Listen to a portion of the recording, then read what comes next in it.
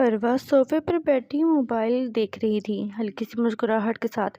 یہ منظر ارمان سے برداشت نہیں ہوا۔ ارمان آہستہ سے قریب آیا۔ کیا بات ہے؟ موبائل میں اتنا دلچسپ کیا ہے؟ فروا فوراً اسکرین بند کر کے بولی، تمہیں کیا؟ جو بھی کروں۔ ارمان نے چونکنے کی ایکٹنگ کی۔ اوہ، لگتا ہے کوئی سیکرٹ ہے، کسی لڑکے ورکے کا چکر تو نہیں ہے؟ فروا نے غصے سے کہا، ایسی کوئی بات نہیں ہے، میری دوست کا میسج ہے، دکھاؤ۔ وہ جھک کر موبائل چھیننے لگا۔ فروا نے موبائل پیچھے کر لیا۔ بدتمیز، دور رہو۔ ارمان ہنستے ہوئے بولا، اچھا ٹھیک ہے، نہیں دیکھتا، بس بتاؤ تو مسکرانے کی وجہ کیا ہے؟ فروا نے ذرا سا رک کر کہا، ردا کہہ رہی تھی کہ گھر والوں کے ساتھ ڈنر پر گئی تھی، ہیل اچانک مڑی تو ریسٹورنٹ میں پاؤں پھسل گیا اور میں نیچے گر گئی، سب لوگ مجھ پر ہنس رہے تھے۔ فروا ہنس پڑی، اسی لیے مسکرا رہی تھی، بات تو واقعی ہنسنے والی ہے۔ ارمان بھی یہ سن کر مسکرانے لگا۔ ارمان اور فروا کزن تھے، دونوں کی بچپن میں منگنی ہو چکی تھی، لیکن دونوں ہی اس رشتے پر راضی نہیں تھے کیونکہ ان دونوں کی آپس میں نہیں بنتی تھی۔ دونوں ہر وقت ایک دوسرے سے لڑتے رہتے تھے۔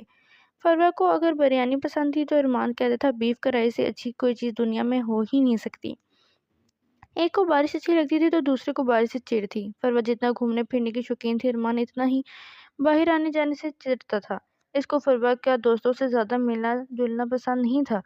2 بار پہلے بھی گھر والوں نے شادی کی بات کی تھی لیکن انہوں نے انکار کر دیا۔ اب پھر گھر والے شادی کی ڈیٹ فکس کر رہے تھے لیکن ارمان اور فروا نے صاف انکار کر دیا کہ ہمیں ایک دوسرے سے شادی نہیں کرنی۔ فروا کی امی نے رات کے کھانے پر کہا، فروا تمہارے لیے تمہاری پھوپھو نے اپنے سسرال میں ایک لڑکا دیکھا ہے، انجینئر ہے، اچھی فیملی ہے، مجھے تو لڑکا بہت پسند آیا ہے، سوچ رہی ہوں اگلے ہفتے انہیں گھر بلا لوں۔ اپنی امی کی بات پر فروا کھانا بھول کر حیرانی سے انہیں کا منہ دیکھنے لگی۔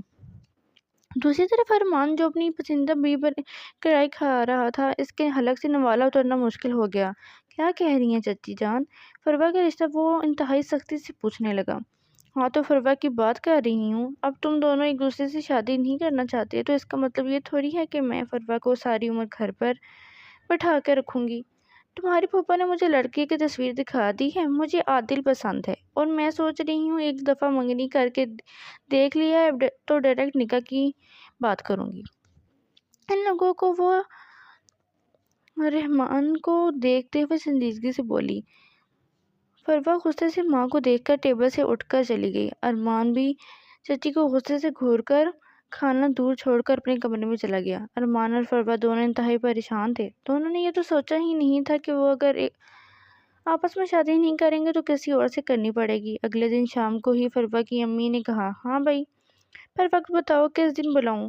دیکھ لینا تمہاری کسی دوست کی کوئی سالگرہ نہ ہو یا کہیں تمہیں باہر ڈنر نہیں جانا ہو، وہ دن بتا دو، میں انہیں بلا لوں گی۔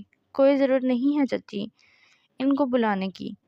تو ارمان تم بڑوں کی بات میں نہیں بولو، تو میں فروا سے شادی نہیں کرنی تھی، تم نے انکار کر دیا، اب میں اپنی بیٹی کی جہاں دل کرے گی وہاں شادی کروں گی۔ امی، مجھے عادل سے شادی نہیں کرنی۔ فروا بولی۔ اس کا منہ ادھرا ہوا تھا، شکل سے لگ رہا تھا وہ اچھے خاصا روئی ہے۔ کیوں نہیں کرو گی؟ پہلے تو تمہیں ارمان پر اعتراض تھا، عادل پر بھی اعتراض ہے کیا نہیں امی؟ وہ میں فروا کی سمجھ میں نہیں آیا وہ کیا بولے۔ ہاں ہاں بولو ارمان، تم بھی بولو، تمہیں کوئی اعتراض نہیں اپنی بیٹی کی کہیں اور شادی کرواؤ؟ اور تم ارمان کے معاملے میں تمہیں بات رکھ لی، اپنے جہاں کہو گی تو میں وہاں شادی کرنی ہوگی، خبردار جو تم نے انکار کیا تو چچی جان فروا کی شادی صرف اور صرف میرے ساتھ ہوگی اور کسی کے ساتھ نہیں، لیکن فروا تم سے شادی نہیں کرنا چاہتی۔ میں نے انکار تو نہیں کیا ارمان سے شادی پر، فروا آہستہ سے بول گئی اور اس کی امی سمیت سارے گھر ہی فروا کا منہ دیکھنے لگے۔ فروا جلدی سے بول کر کمرے میں گھس گئی۔ اگلے دن ہی ارمان اور فروا کا نکاح کر دیا گیا۔ اتنی جلدی کیا تھی نکاح کرنے کی؟ ارمان چڑھ کر بولا، ہم بے وقوف تھوڑی ہیں، اتنی محنت سے پلان بنا کر تم دونوں کو راضی کیا ہے اور اب زیادہ سے تم دونوں نے نخرے شروع کر دیے ہیں، تو اس لیے اس دفعہ پکا انتظام کیا ہے کہ دیکھ کر مسکرانے لگے۔ ارمان نے فروا کا ہاتھ پکڑ لیا اور کہا، اب تو یہ ہمیشہ کے لیے میری ہو گئی ہے، اب مجھے کوئی اعتراض نہیں۔